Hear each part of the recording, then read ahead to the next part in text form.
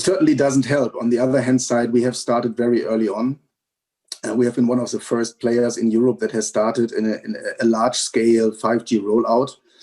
And we will already conclude to get to 90% population coverage with 5G by the end of this year. So from this perspective, whatever comes going forward is probably going to have limited impact on that rollout, as the vast majority of it has already been done. Yeah, let me ask you, Andre, about the world post the pandemic.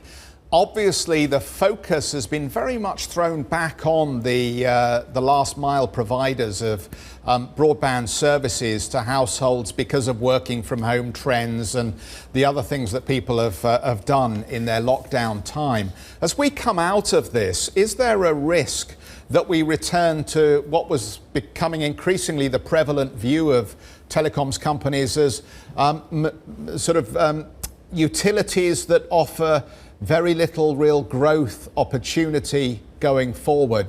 What's your expectation about how you in the new combined business will be able to offer higher levels of growth post-pandemic?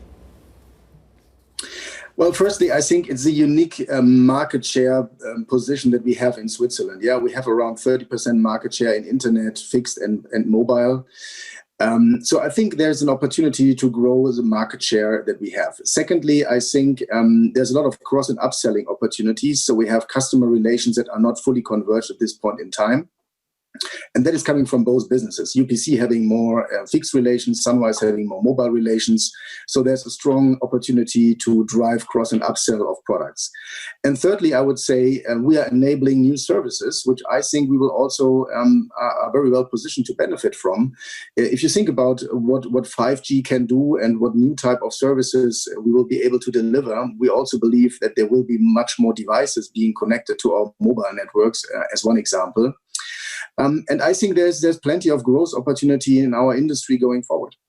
And a lot of companies are obviously in this space, our own parent company included, let me be frank about that, have chosen to unite traditional telecommunications businesses with some form of media expansion. I think what was notable about Liberty is they actually sold down cable assets in Germany and other European markets. What do you think the business models are going to look like going forward? Is this the right direction of travel, do you believe, in a 5G world, or should media and telecom never be put together?